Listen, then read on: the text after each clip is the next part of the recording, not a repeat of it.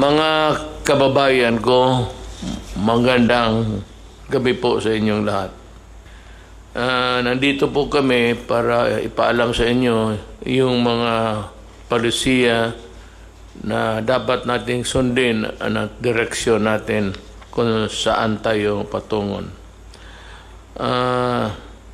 Lahat na ito po ay ginagawa namin, believe me, because the interest of the nation calls for it, demands for it actually. I have to be productive as president. And in order to do that, I have to go around and look for myself the situation all throughout the country. That is the job of the president, seeing to it that the republic is well guarded and the welfare of the people it's the highest concern. Itong klase po, nandito si Secretary Briones. She will tell us what is her policy and what are her plans for the studentry, mga estudyante. She's here to explain to you, and maybe isali ko na yung deadline ng tuition. Yung tuition ho sana, I hope that you'd allow a staggered payment or installments lang po sa mga eskwelahan. And for those who have really nothing to come up to sa bayaran, you have the land bank, and kindly listen to the rules, kasi itong land bank bubuksan namin and you can borrow money to finance the education of your children. Lahat ito, papunta ito sa talagang negative, meaning to say that we are hard-pressed in our finances, but we have to place the premium of education, so that this would be another round of expenses, but land bank is there to help you. And dito po ako interesado. I want the development of this endeavor of the land bank to help. Gusto kong malaman na matutupad talaga. So maybe I will require a report every day of how it goes, how it would present itself to the public once it is available. And you know, the NCR will now be placed under the General Community Quarantine, or the JCQ, starting June 1. Davao City will remain JCQ rather. And the other areas under JCQ, ano itong ating task force, the regions that would remain under GCQ will be regions 2, 3, 4A, and Pangasinan, Albay. Yan sila until we have reviewed the general situation. We are not happy to put you in this place, but after review, maybe we can.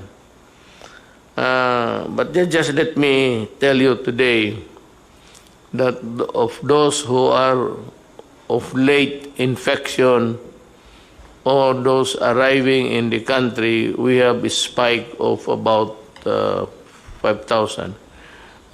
Secretary, 500 rather, sorry, 500 lang.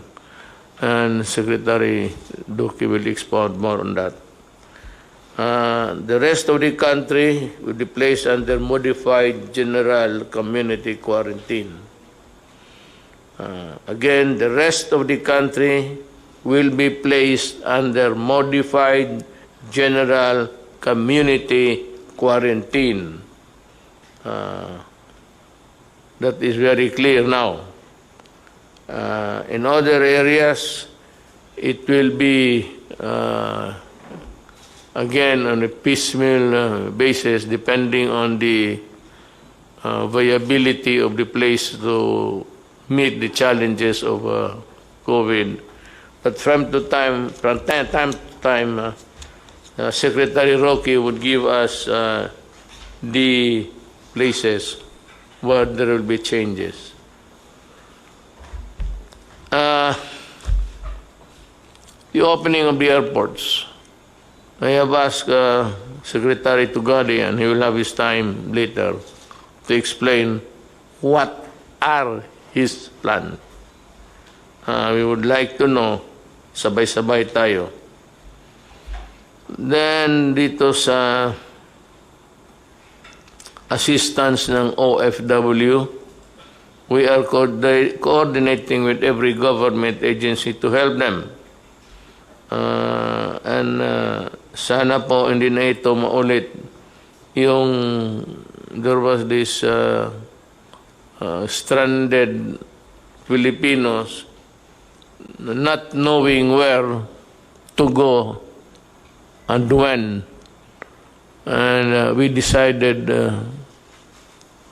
immediately that they be returned to their home provinces. Nangyari po ito, halos sa kanila nakauwi na. But we are expecting the 300,000 something that Secretary Bellew has communicated to us. And that would be also a problem again. But this time, we should know what to do.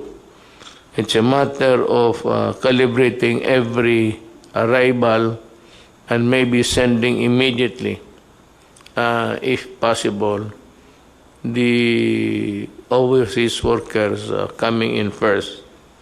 Unless, of course, they are detained because of they are sick of COVID. I mean, sick, talagang kailangan ng ospital.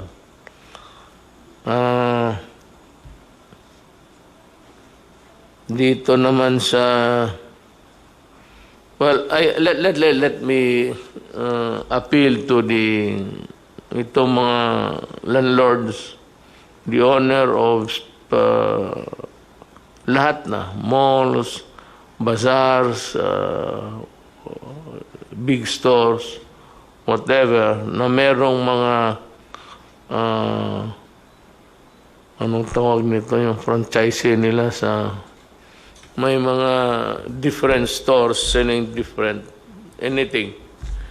What you have is you own the big building to be rented out. Marami dito sa kanila po gusto ninyo na magbayad ng 50% even if they are not operating. Actually, I am at a loss really to explain to you how. But you know, when you collect from somebody who is not earning at all, it's practically flogging a dead horse. Kung patay na yung kabayo, basi gaano mo kahampas dyan, di na mabubuhay yan. And that is what's happening. If they are not earning, where will they get the 50% to pay? If not the 100% that you'd want to collect. So, it seems to me a problem, but I would like to appeal to the owners of the buildings, of the malls and everything. Ganito na lang, just pray everybody has a God just pray that the vaccine, ang target nila is September. September, I think China will be able to distribute, if I'm not mistaken, and the other countries are catching up. Everybody is at it, so they are really trying their very best. Kaya lang, itong China, hindi ito hambog, wala itong ere, but they you know, they work, and I'm very sure that they will be the first one of the countries that would be able to come up with the vaccine. Ang atin ito is yung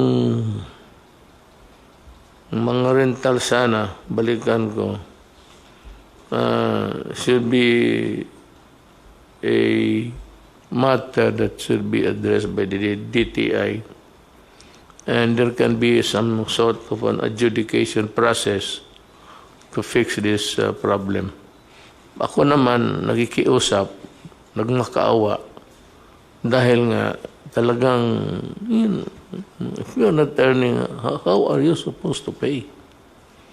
So, maawa naman tayo sa mga kababayan natin. Let us help one another. If it does not really spell bankruptcy sa inyo, tiisin na lang ninyo with nothing except your savings to tide you over. Baka sakali makatulong yung appeal ng gobyerno. Remember that the nation is still, the entire nation is still under quarantine. Let us move to the so-called new normal as we, let's see what develops ahead. Okay, kung mayroon lang bukas, I will be the first to announce. But, alam mo, remember, the COVID microbes are still in the air that you breathe, that you pass on to your fellow men if you are not ready or willing to wear the mask. It is precisely, this is the protection, not for you, if you do not want it, but for the protection of the other guy. And that is why the state has every right to control your movement if you pass on a contagion to the other to the population. Kasi kung ikaw lang ang gusto, ayaw mo, and there are people who are like that, ayaw nila. And they believe that they have the antibodies to fight the coronavirus. So, if the virus is there, tapos gusto mong labanan, bahala ka. But for you to pass that virus, if you get it from one place and from another person and pass it to the other guy, that's different. That is where the right of the state comes in. So that to prevent a mass contagion, gusto namin putulin kung saan namin maputol to stop it. That is the reason of the essence of the police power of the state, to come up with measures to protect public interest, public health, public safety, lahat. Nandiyan yan. Case of peace and order, magkagulo, the state comes in. Yung may contagion and everybody is dying, falling, kasali yan. Public interest, if say, uncontrolled movement, or baski people trying to seize other people's property or things like just being into a state of anarchy. The state has the right to come in and put a stop on it. That is the survival of the Republic of the Philippines. This is a country of Filipinos who obey the laws. If you do not obey the law, that's your problem. Bahala ka. Good kung makasibat ka. Kung hindi ka makasibat, ay pasensya ka. And that goes for everybody. That should be made clear. Hindi kasi ng tao na they take for granted violating the law. Now we would start a program. We start with Secretary Briones because I think that's the foremost in the minds of people. Go ahead, ma'am. Let the cameras be trained to... Thank you, Mr. President. My statement will be very short. It's based on a letter which I wrote to you after you made your statement about not allowing the opening of classes during the time of COVID. And so we are here from the DepEd to assure you that we are one with you in your uncompromising stand on the matter of the health and the safety of our learners and our teachers. You said, I will not allow the opening of classes na dikit-dikit ang mga bata. Para sa akin, bakuna muna bago andyan ang bakuna, okay na. We are saying because there is confusion and anxiety among Filipinos, families, especially the parents. We are here to state that we are one with you, Mr. President, in this non-negotiable commitment. It is the first and the most important principle when we worked out our learning community plan with all the details. We stated this also. The first and foremost concern is the health and safety of our learners and our teachers. Mr. President, there has been a confusion among our people who associate the opening of school with what we describe as face-to-face classes, where we are used to learners, we are used to teachers facing each other, and we are used to children going to school physically. But we are saying that there will be no face-to-face classes and sessions until we are assured of the safety of our children and our teachers. However, we also believe, Mr. President, that we can provide learning opportunities to our students without necessarily requiring them to go to school. And this we can do through what is described as blended and distant learning. Mr. President, this is not a new thing. We have many universities and schools which offer distant learning in many ways. We now call it blended learning because various approaches which are adjusted to the actual situation of the communities will be applied. But these are all, Mr. President, consistent with your preference that we should not be physically sending our children to school until it is safe to do so. What is the so-called blending or learning modalities? Because right now, there is a bill which is filed in Congress on this.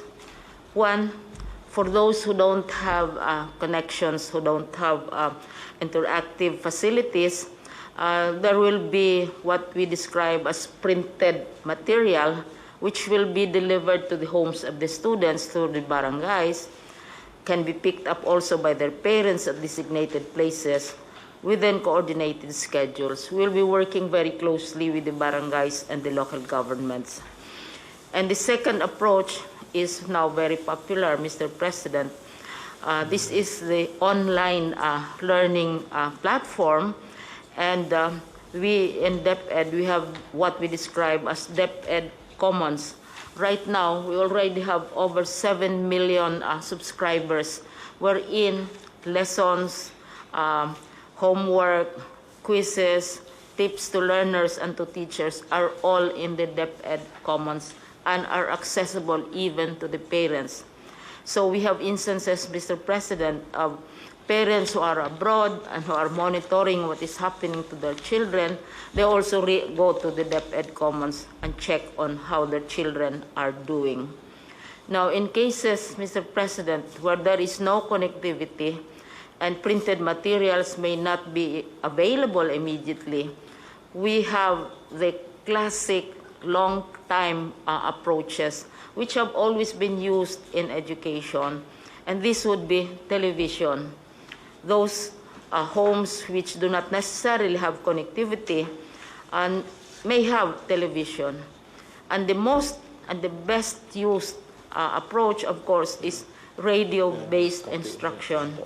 Kasi ang television, mga 1950s, 60s, radios have been around since the 1800s when it was first invented. And we know that 2 world wars were won through radio messages and not necessarily computers and so on.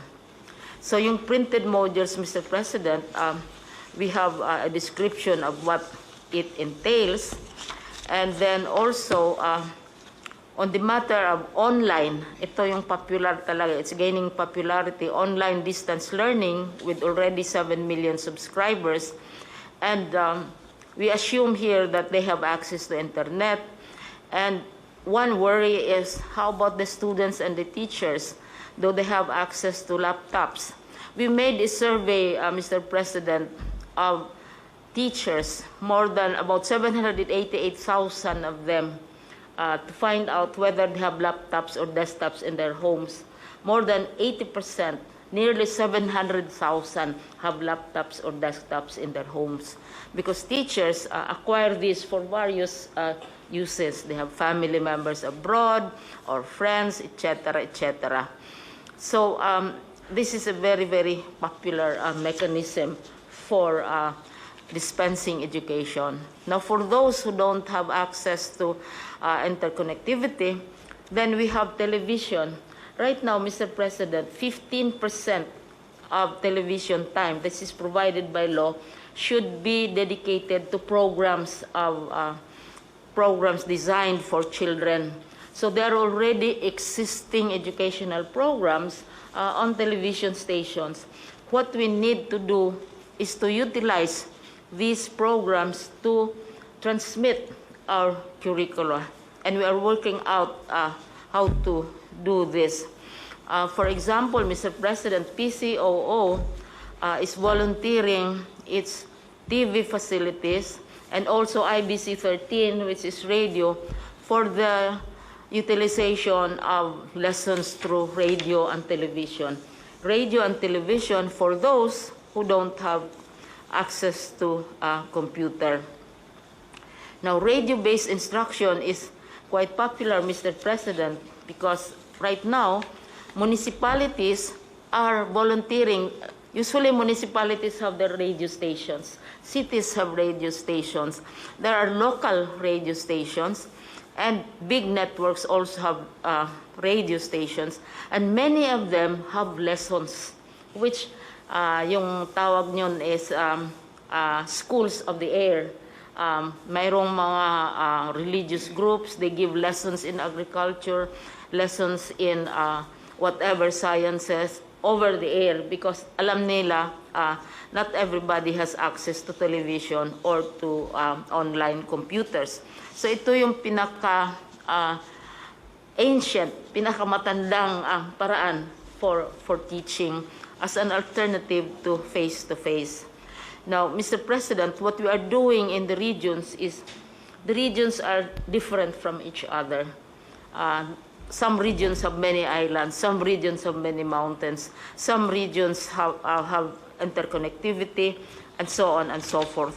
So what our regions are now doing is to translate our curriculum from curriculum for lecture, the teacher lectures the children for long periods of time. It has to be translated, one, into digital modes sa platforms natin, into television programs, because children have to be taught through in a different way.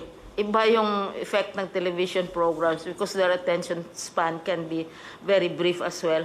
And then also converted into radio scripts. So this is where much of the work is now being concentrated.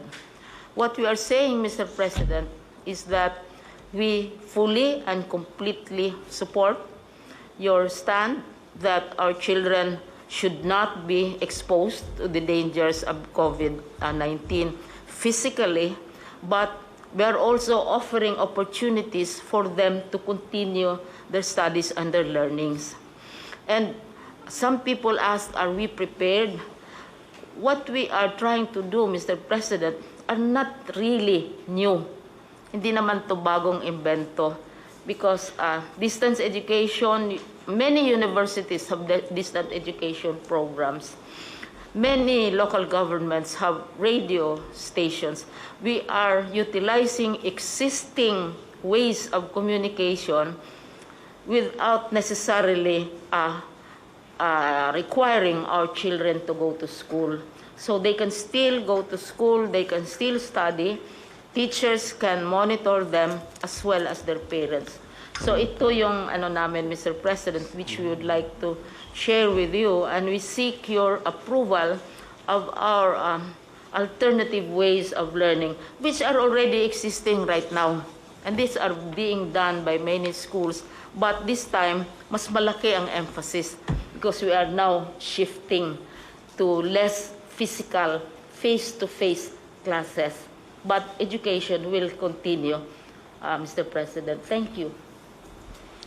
I'm impressed with the simplicity of the program, and I believe that all that you have said is really feasible. Radio, walang television, and all of these things. I believe we have a very workable program, and I support you. Thank you. And should you require any help from any of the departments, feel free to communicate with them. And with a question of funding, I will, so to speak, scrape the bottom of the barrel. Just to, well, kung wala na tayong pera, edukaran lang ilaglan natin sa edukasyon sa mga bata.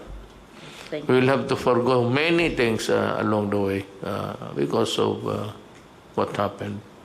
But education, I think, if it is compromised, it should be negligible, so that it should go on, because the future of this country depends on how we educate our young people nowadays. I agree with you in this program. I support you. And if there's anything that we can do, the ALG and or whatever, we will Thank you very much, Mr. President. endeavor to help you. Thank you. So, with that, we're through with education. I would just like to announce to the public, as of today, we have a total number of COVID cases of 15,588. Now, the recoveries, 92 new ones, with a total of something like 3,598 to date. Ang patay po is 921. So you would see that Philippines has ratio and proportion vis-a-vis with the population. We have a low rate of mortality here in this country. The total active cases is 11,069. So, ang NCR is top-notcher, which is 330 or 61%. Then we have Region 7, 55, others 99, mga repatriate. Yung dati na dala dito 55. All in all, para sa akin, hindi naman masama ito. So let's go to the Secretary of, he has some important matters to take up with the public. Secretary Doki, please. Magandang gabi po, Mr. President and fellow members of the Cabinet at sa lahat po ng ating mga kababayan. Gaya po ng sinabi ni Pangulo, ang ating pong kaso na nadagdag as of 4 o'clock p.m. Today, May 28, 539 at 330 galing po sa NCR, 55 naman galing sa Central Visayas at 99 mula sa ibang mga rehiyon at 55 na mga repatriates na ito po yung kasama sa mga lumalaking bilang ng ating po mga OFWs na isinasa ilalim po natin sa RT-PCR testing. At karamihan po sa atin mga kaso ay masasabi natin pong mga local. Ang total number of cases po natin ngayon ay 15,588 at kumpara po sa nakaraan araw ay ang trend ng bilang ng mga kaso ay tumaas, ngunit dahil po ito sa patuloy din na pagtaas ng bilang ng mga kasong ating pong nababalidate. Ngayon, ibig ko rin pong bigyan diin na ang DOH po, ang ating missions na mga iba't ibang mga laboratories, pero yung mga ibang mga laboratories ay late pa rin sa pagsumiti nila ng kanilang Excel sheets. Yung iba naman po ay patuloy ang manual validation process at yung mga ibang ibig kong bigyan na pansin ang mga laboratorio na nag-automate na po ng kanilang mga sistema. So, mabilis po ang pag-sumite ng kanila pong mga laboratory results. Tumaas man po ang ating kaso, pero sa pangkalahatan naman, ang mild cases po natin ay asa 90%. At 7.3% naman ang asymptomatic, yung wala pong nararamdaman na sakit, at less than 2% naman po ang severe to critical cases. At ibig ko rin pong bigyan din na sa kasalukuyan po ang ating health systems capacity ay sapat. In fact, we have around mga 60+% reserve capacity in terms of available mechanical ventilators, available intensive care units, and also our isolation beds. Ano po? So, meron pong tayong 92 na bilang ng ating mga kababayan na nadagdag sa mga nakarecover. Kaya sa kabuuan, ito po ay umabot na ng almost mga 3,600 recoveries.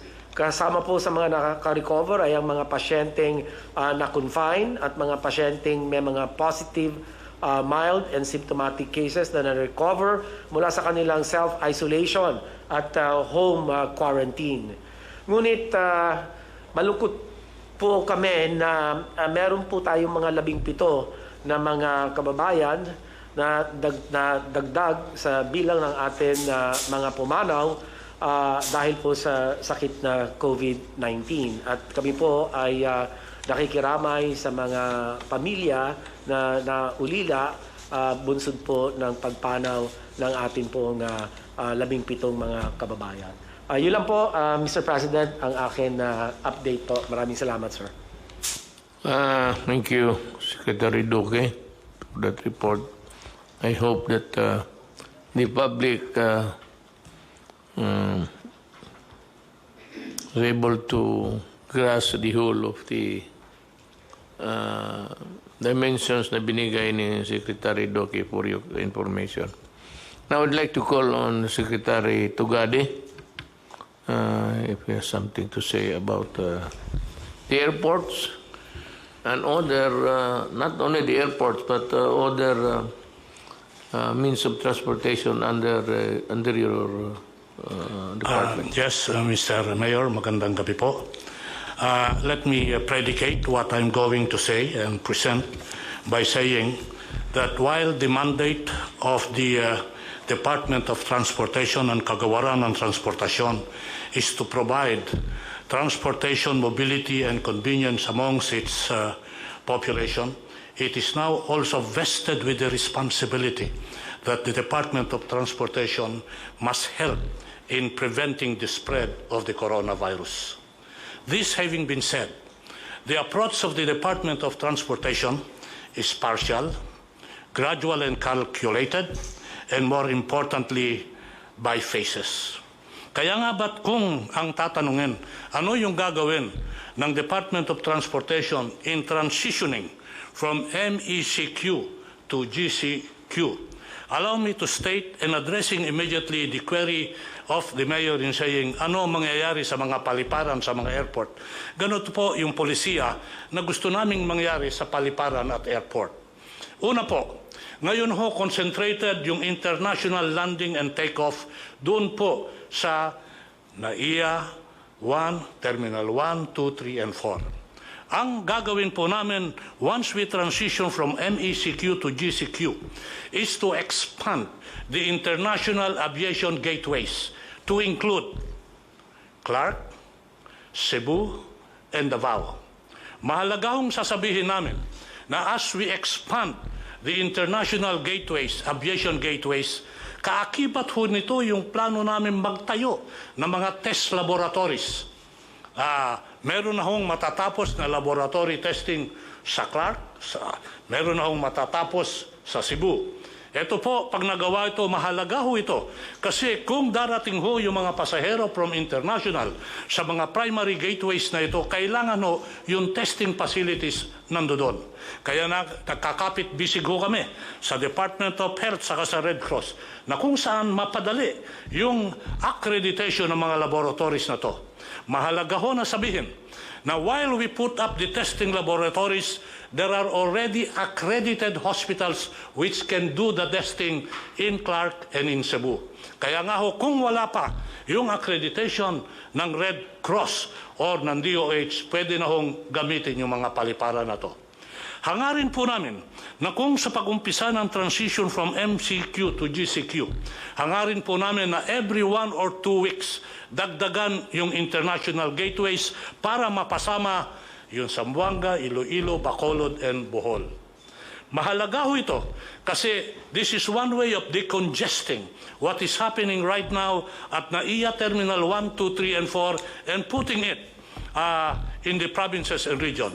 Bear in mind that we are an archipelago and therefore it is imperative that we spread the aviation centrum of operations to other parts of the country, other parts of the region.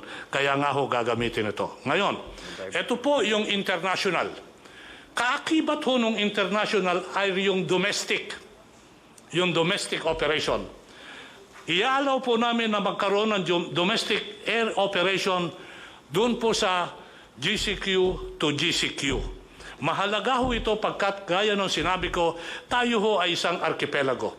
Kaya nga ba kung magkakaroon tayo ng operasyon sa Mindanao at Bisaya, hindi ho natin ililimit na magmula at magsimula sa Central Luzon yan. Meron na hong Visayas and Mindanao. And we will start what I call, Mr. President, Mayor, Sir, yung tinatawag namin na hub and spoke operation. HUB-SPOKE. Na kung saan, kung darating yung mga malalaking sasakyan sa mga probinsya, magkakaroon ho ng domestic operation yan. In other words, gusto ho natin na magkaroon na ng hubbing operation sa mga probinsya at region natin nang sa ganon, ma-spread yung aviation potentials at maitanim yung punla para sa tinatawag natin not only of domestic mobility but more importantly and so yung domestic tourism. Ito po, Mayor, ang general approach sa aviation. Kung papayagan po ako ng ating mahal na alkalde, presidente, magsabi lang ho ako ng ibang mga pamaraan at panuntunan na gagawin sa ibang transportation sector, kagaya ng tren, ng road, at ng maritime, kung papayagan po ng ating Pangulo. Sasabihin ko ho, kung tayo magta-transition from MECQ to GCQ, on the first day that we transition and it's put into effect, we can already put into operation our train and rails operation. Habang nag-uusap po tayo ngayon, nagsisimula ang ating mga tao sa railways at railways na kung saan sinisimulate nila kung paano maumpisa to. Sabihin ko na lang ho, namarkahan na yung bawat upuan, namarkahan na yung bawat ali, namarkahan na yung pagbili ng ticket, namarkahan na yung queuing. Handa na ho ito. Pag sinabing Lunes, handa ho kami sa Lunes. Bagamat sasabihin ko antemano, huwag i-expect na yung operation ng tren is 100%. As I said, we have to balance our mandate to provide transportation with our responsibility to help in the spread of the virus. Therefore, the capacity will also be limited, gradual, and calculated. It will be an average of 10 to 12% sa LRT at MRT. Doon sa PNR ho, ang capacity mga 35%. Ngayon ho, para maayos ito, sabihin ko na lang ho, part of the future efforts here, ito po ang sasabihin ko.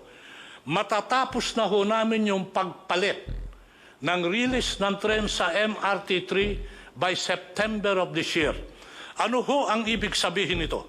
Ang ibig hong sabihin nito na pag umandar na yung MRT3 sa kabuuan ng kanyang pagdagusdos at maayos na yung tren, yung average headway ho natin na 5 minutes, mababawasan ho yan.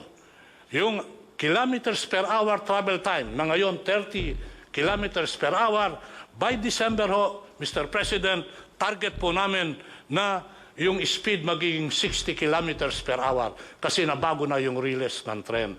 Mababalik po ito sa dati na kung saan sabi natin, eto na yung MRT3. Bakit importante yung release?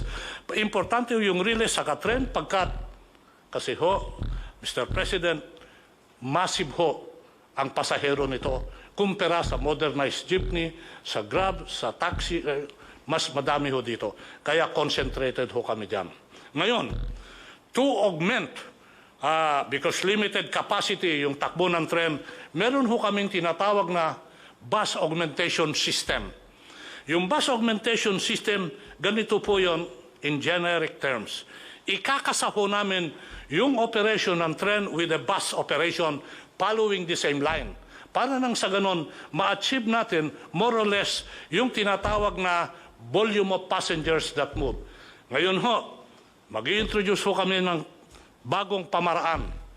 Ito hong bus augmentation system ay magkakaroon ng tinatawag na dedicated lane sa EDSA, mid-lane.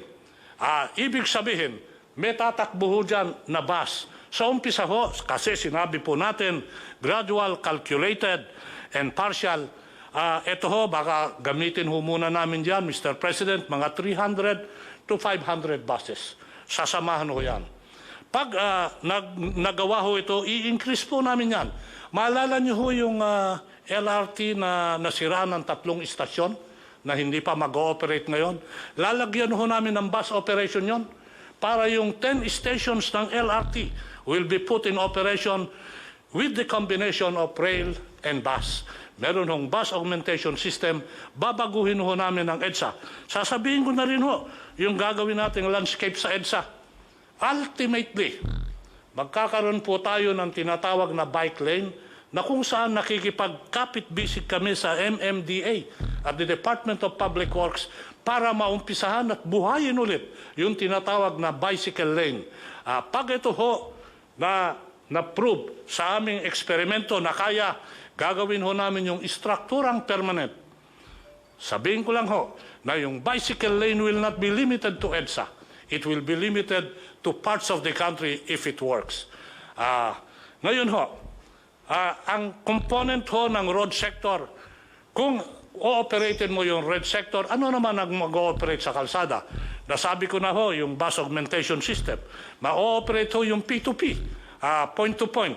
Wala hong stop yan. Ibig sabihin, itong P2P, sasama sa dedicated lane, sa agos ng dedicated lane. Nandiyan dyan po, yung tinatawag natin na yung Grab sa taxi, pwede hong mag-operate yan. Sabihin ko na lang ho, Mr. President, alam niyo ho ba na uumpisahan natin part of the new normal? Magkakaroon ho tayo ng digitalized operation sa taxi, sa bus, na kung saan merong cashless transaction, again, to help prevent the spread of the disease. Ito na ho yung mga card system. Ginagawa ho at gagawin ho namin sa taxi at sa mga modernized jeepney at sa bus yan. Part of the digitalization program, without oversimplifying, but just to show to our people who are listening and watching, meron ho tayong digitalization program. Alam niyo ho ba, yung lisensya ngayon, pupunta ka sa LTO, doon mo kukunin. Ngayon, minsan yung address nila, problema ho yan, hindi totoo. Nagkakaroon ho kami ng online issuance and application. In addition to that, yung mga lisensya at plaka, yung renewal ng plaka at lisensya, hindi ka na ho pupunta. Plano namin sa LTO offices. I-deliver ho yun ng courier. This is one way also of making sure that the addresses dun sa mga na-issue ng lisensya ay totoo. Kasi ang nangyayari ho ngayon, pag nagkakaroon ho tayo ng problema sa kalsada at hahanapin mo yung address, wala ho doon. So meron ho mga programang ganon. Sasabihin ko na rin ho, part of the digitalization na ginawa na namin even before the COVID is the robotics. Meron na po tayong robot sa LTO. Sila ho yung gumagawa ng plaka. So ito ho, mga gagawin natin. Ngayon ho, kung mararapatin, Mr. President, let me say a little bit about maritime. Dalawa ho yung programa na ginagawa for the first time during the term of President Duterte, Mayor Duterte. Una ho, electronic ticketing system. By December, pwede ko nang umpisahan yan because now it's on a test run. Ano ho ibig sabihin nito? May ticket na ho pag sumakay ka ng mga mga maritime vessels. Mawawala ho dyan yung scalping. Mawawala rin ho dyan yung overloading kasi ticketed na. Yung ticketing, online ticketing, gagawin din ho yan sa tren. At ginagawa, of course yan, sa aviation, gagawin ho sa maritime. So magkakaroon ho tayo ng online ticketing for the first time. Mabubuo ho natin yan by December. Para sa ating mga kababayan, nandito ho yung sinabi kong palamigan ng bayan. With the problem on COVID at yung sitwasyon at lack ng storage ngayon, yung magsasaka, yung mga mangingisda, nasisira ho yung kanilang tanim at pangisda kasi walang storage. Ang ginagawa po namin, Mr. Mayor, Sir, is linunsad ho namin yung palamigan ng bayan. Ito ho yung cold reefer na kung saan pinapadala namin ito sa mga komunidad na municipality na merong nangingisda at merong nagtatanim para matulungan yung kanilang pangingisda at ang kanilang pagtatanim, binibigyan ho namin sila. Nakadistribute na ho kami, 11 reefer containers. Plano ko ho, pagdating ng Hunyo, I know it's a tough order to my people, but I'm pushing them.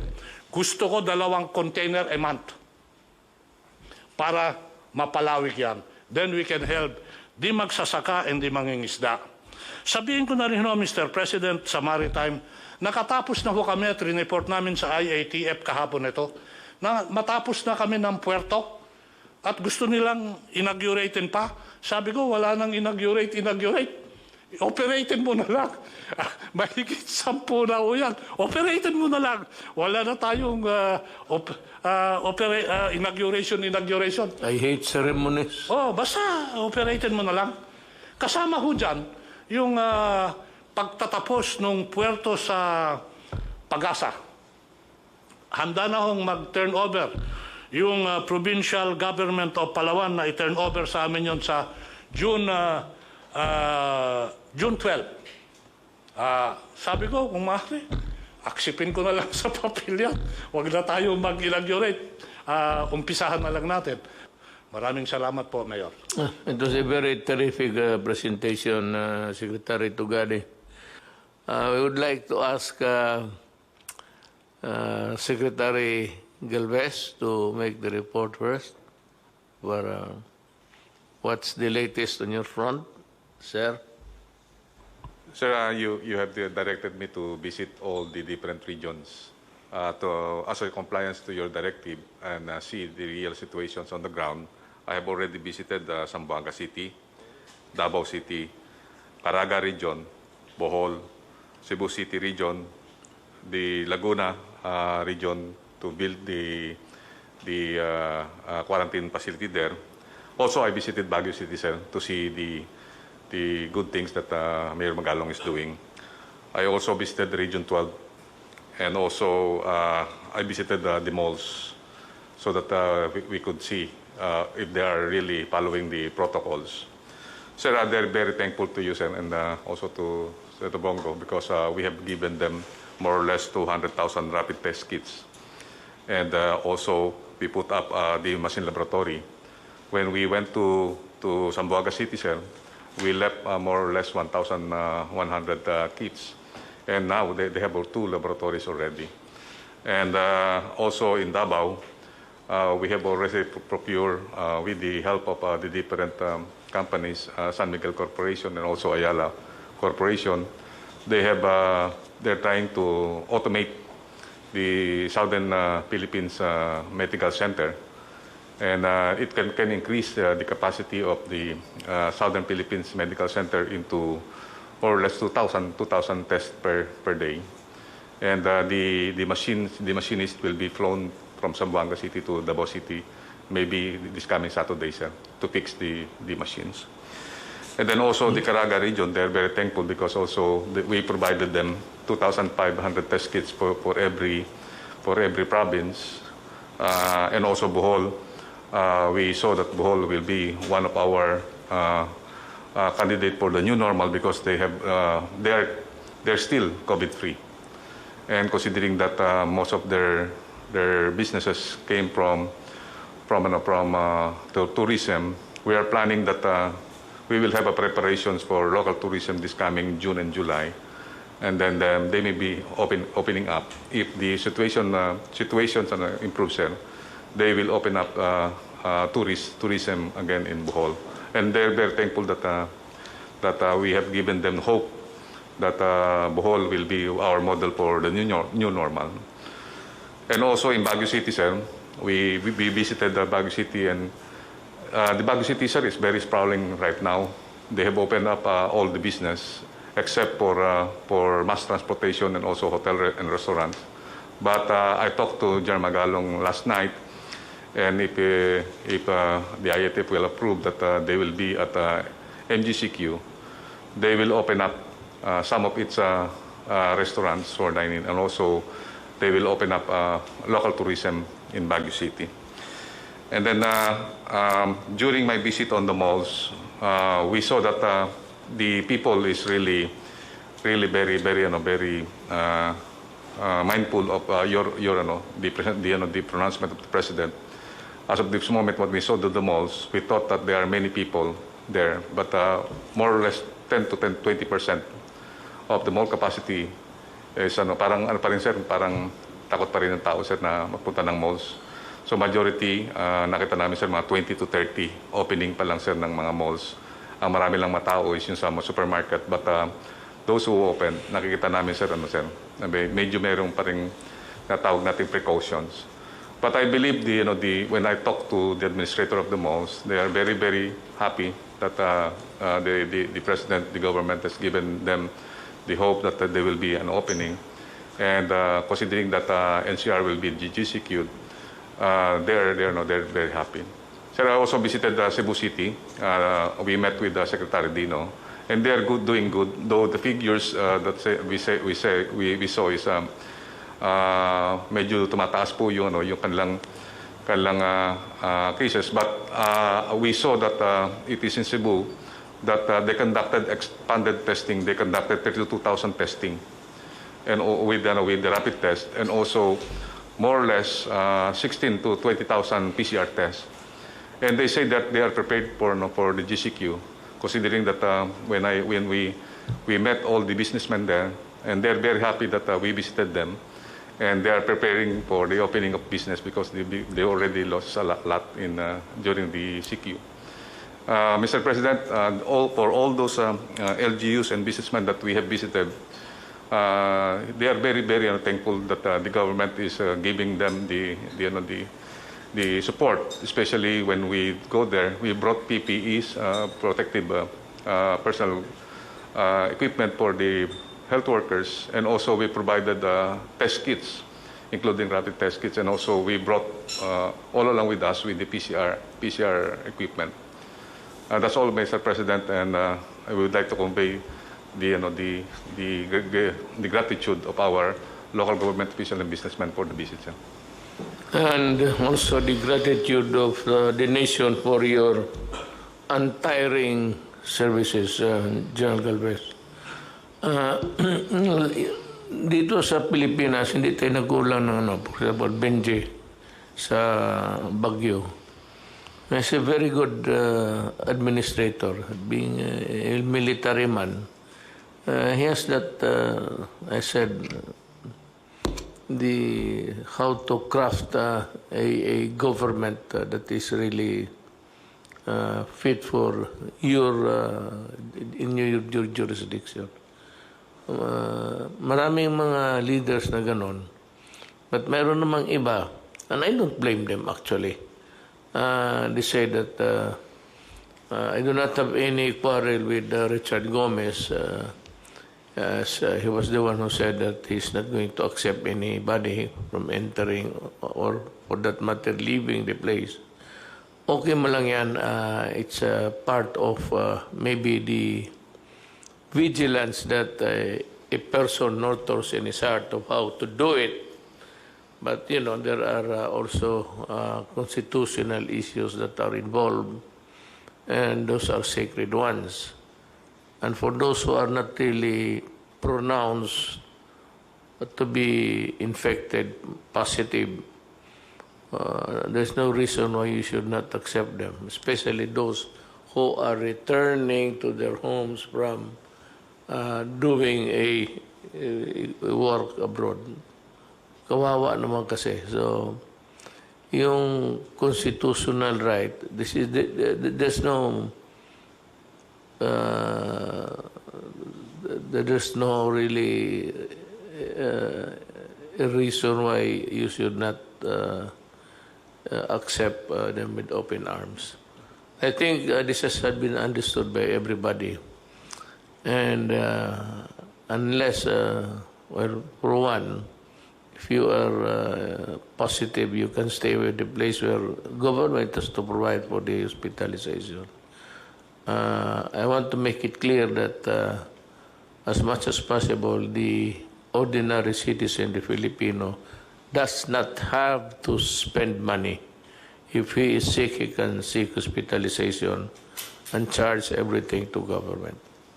Wala tayo na. If he happens to be in that place and he cannot move out, and maybe is not welcome to the place, he can stay where he finds himself, and this I would like to convey to the mayor.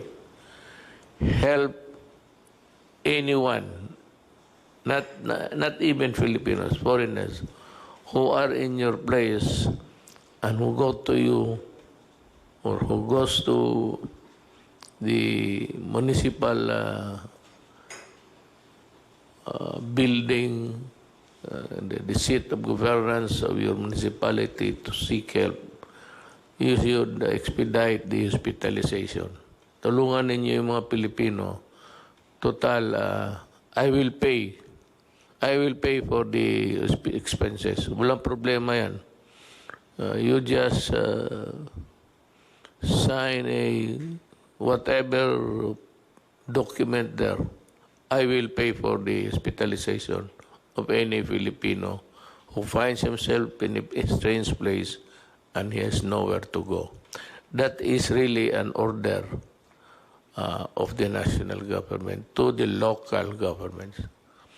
Help, do not deny, and you must expedite the hospitalization until he is cured.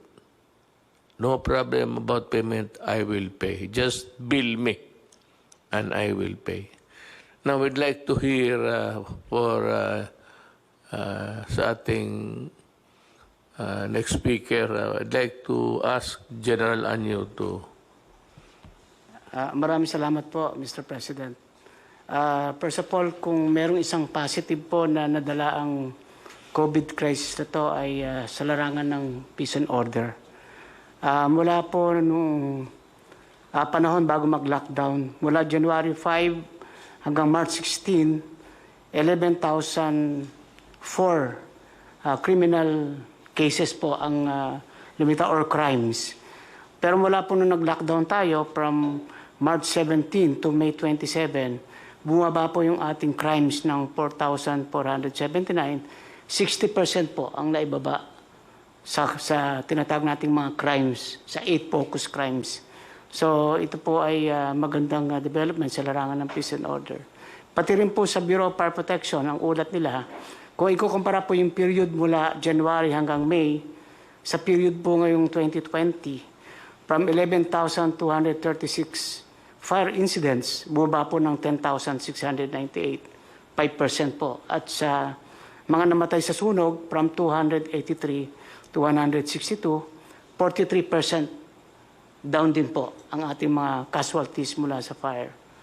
At sa ating mga violators naman po ng quarantine, 184,000 po, 467 ang nakaroon ng mga violations at 54% po ay naaresto. Ang iba naman dito, katulad ng 9% ay binigyan lang ng warning at ang 37% naman ay pinagmulta. Tuloy-tuloy rin po ang pagbamatay natin sa lahat ng peace and order. Sa atin po namang repatriation ng OFWs, ang lahat po ng ating LGUs ay tumatanggap na po ng mga OFWs katulad po ng inyong instruction. Kung noong una po ay merong alanganin sapagkat hindi sila sigurado kung ito ay pwede pang makapanghawa, so nagkaroon po kami ng kasunduan sa lahat ng LGUs, mayors at governors na lahat po ito ay tatanggapin at pwede na lang sila mag-impose ng additional home quarantine. At kung talagang ang bahay ay masikip, pwede po sa isolation facilities sa mga barangays para abot tanaw na rin yung ating mga OFWs ng kanilang mga pamilya. So sa inyo pong kautusan ay matatapos po natin hanggang Sabado na maiuwi lahat. Ang natitira na lamang po ay 11,889 pero ang karamihan po ito ay nakabook na yung kanilang mga biyahe hanggang Sabado. At ang naiwan na lang ay 6,468 na kaya po nating matapos ito hanggang weekend. Sa ating pong pagbabago mula MEGCQ papuntang GCQ areas at iba naman pong LGUs ay magiging MGCQ, handang-handa na rin po yung ating mga LGUs sa pagpapatupad kasama yung ating mga kapulisan. Magkakaroon din po kami ng mga pagbabago katulad ng modified checkpoints ang ating patutupad. Meron po tayong mga mobile at spot checkpoints at ito ay nandito sa mga strategic location para hindi magkabuhol-buhol ang trapiko. At magiging mahigpit pa rin tayo sa mga provincial borders. Within the province po ay hindi na kailangan yung ini-issue ng mga barangay quarantine pass. Travel pass na lang po para sa pagdaan niya from one province to another o kaya ay from one region to another, ay makikita po natin na may kabuluhan talaga ang nagbibiyahe at hindi sa nagbibiyahe lang para sa leisure lang. Patuloy din po yung pag-inspection natin kasama ang DTI at DOLE sa iba't ibang mga business establishment, para masigurado na ipinatutupad yung ating tinatawag na minimum health standards, lalong-lalo na po yung pagsusuot ng face mask, yung physical distancing, at yung pagsunod po na may limit ang kapasidad sa pagtanggap ng mga customer sa loob ng mga shop at mga mall. Sa atin naman pong SAP distribution, nakahanda na rin po tayo sa second tranche at iniintay lang po natin ang pagbaba ng mga pondo galing sa DSWD sapagkat ang gagamitin nila ngayon ay automated payment. Base po sa mga SAC form na na-submit noong unang first tranche, mas mabilis po ito sapagkat mga pag-automated payment na iwasan na rin yung pagkukumpul-kumpulan at doon sa lugar na malalayo naman po ay manual pa rin pero katulong na po ang Armed Forces at saka Philippine National Police. Yung 5 milyong additional po ay kinukumpleto natin yung mga pangalan. Sa ngayon po ay nasa 3,818,608 names na po yung nakukuha natin at ito yung mga priority na makatanggap sa second tranche. So handang-handa po ang ating LGUs at ang ating mga kapulisan para sa pagpapatupad ng bagong inyong idineklara na mga classification. Bilang tulong din po sa ating DOTR, yung binanggit po ni Secretary Tugade, na gusto natin na ang bicycle po ang maging isang pangunahing pamamaraan ng transportasyon. Kaya nagpababa rin po ako ng memo sa ating mga LGUs na yung lahat ng mga major thoroughfares ay magdugtong-duktong, magkaroon ng bicycle lanes para ito po ay ating ikampanya na gamitin ng ating mga kababayan bilang pangunahing transportasyon, lalo na kung malalapit lang naman yung mga opisinang pinapasokan at mga lugar na pinupuntahan. Yan lang po, Mr. President. At ready na po kami para sa pagpapatupad ng bagong mga deklarasyon ninyo sa classification ng iba't ibang lugar sa Pilipinas. Thank you po. Yes, thank you, General Anyo. Alam niyo, if you heard him correctly, I was talking about enforcement and the role of the police. I repeat, there is no martial law in the Philippines. Far from it. We are exercising the power of the state to protect public health. That is all there is to it. Now, because sometimes enforcement can be a very tedious process in explaining to the ordinary citizen, please understand that these are things which we have to do because it is needed to be implemented. Yun lang po, huwag kayong matakot that there will be no arrest, detention or anything. It's purely, if at all, if there's any intervention or interdiction done by the law enforcement agencies. Pati yung military, the role is just to implement the law. They are called upon to assist the civil government. Yan lang ang trabaho na. At makita ninyo, we are progressing at a very fast rate because we were able to put in place the rules to be followed when COVID came in like a storm from the outside. Now, for our last speaker, I'd like to just give the floor to General Lorenzana. Maraming salamat, Ginoong Presidente. Ito po ay dagdag lang sa mga ulat nila General Galvez at saka General Anyo tungkol dito sa mga ginagawa natin sa mga OFWs. Yung pong utos ninyong magpa-uwi tayo ng mga 24,000 OFWs na nasa Manila, ay natupad po. Saka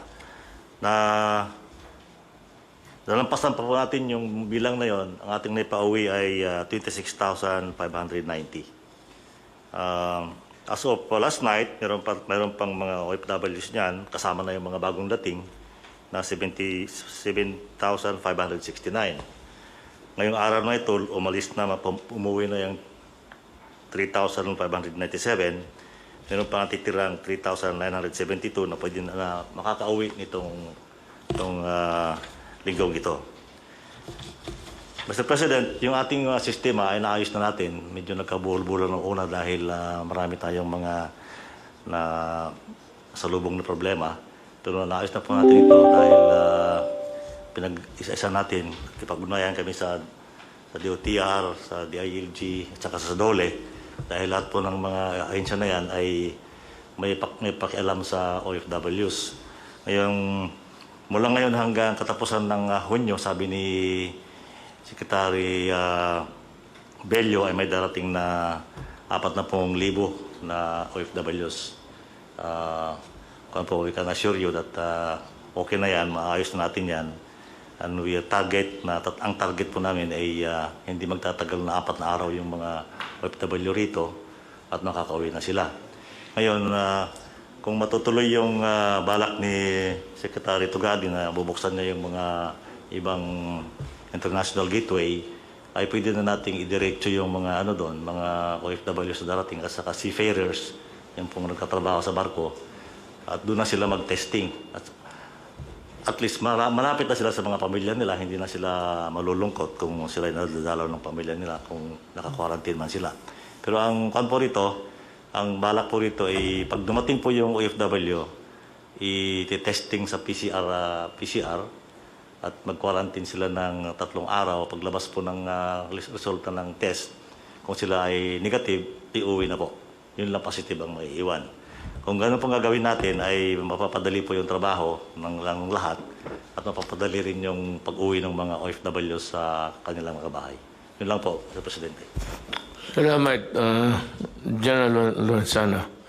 Alam mo, as you see, if you listen very carefully sa mga pinag-usapan naman dito, it's all geared towards a governance to take care of the citizens' republic. Lahat ho namin ginagawa. At wag ho kayong maniwala. Ako na yung nagsasabi sa inyo. Yung mga test na yung sabi nila yung they unfairly drag the name of Secretary Doke. Hindi ho totoo yun. Ang nagbili noon, ang budget, pati yung Office of the President mismo, sinadya ko yun para madali. Tinanggal ko nga doon kasi overwork na ang Health Department. Ginawa ko yun para mabilis. Itong mga bidder na ito who offered a lower price never participated in the bidding. At ngayon yung matapos na, yun ang nagreklamo, offering a lower price, hoping that you would ignore the bidding and go for their price. Ito yung mga gago na ito, when they were first approached, mahal. Ngayon, may bidding, hindi sila sumali. And suddenly after that, and may I inform Senator Drilon and Ping Lacson and everybody, ganon ang nangyari. We will have a report coming your way, and that is the stand of the Office of the President. Kami ho ang nag-utos niyan na dito na sa budget para pag-release ng pera madali, diretso na. It so happened that we have some talagang mga bullshit na tao at kayo pa maniniwala kaagad, you better wait for the official report, at least for respeto. Little respect coming from the Office of the President kasi sinadya ko yan. Right at the beginning, you must have heard, sinabi ko, itong pera na ito at binigay ng Congress, wag na wag ninyong gamitin. I said, I even used the word, do not fuck with it. Kasi sabi ko, emergency ito. Itong mga bidding, for as long as we are in a democracy, at sinasabi ko na nga ho sa inyo, tanggalin ninyo yung lowest bid. The lowest bid is the culprit of all corruption, be it national or local. Tanggalin ninyo yan, maghanap kayo ng ibang paraan. Kasi yung bidding na yan, people go around just to make money without really the things that they want to participate in a bid which is non-existent insofar as they are concerned. They are using yung mga cornering of contracts tapos go into a bidding. And we can explain that carefully. Ito si Senator Drillo, sabi niya, I want where the money went. Well, you will have the explanation. And better believe it because yun ang totoo. Hindi naman kami nabubula. I said, we do not, nabi ko, do not fuck with the people's money with more reason that we will not fuck with the money that are given. Thank you.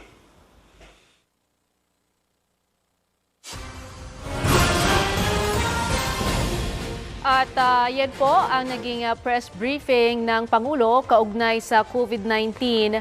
Sinabi ng Pangulo na itataas na sa General Community Quarantine o GCQ ang NCR maging ang Davao City simula sa June 1. Ang lalabing bahagi naman ng bansa ay nasa modified GCQ. Pero ang Regions 2, 3, 4A, Pangasinan at Albay ay mananatili sa GCQ. Sinabi pa ng Pangulo na ang inaasahang COVID-19 vaccine ay malamang daw sa Setyembre dumating at sa pamamagitan niya ng bansang China.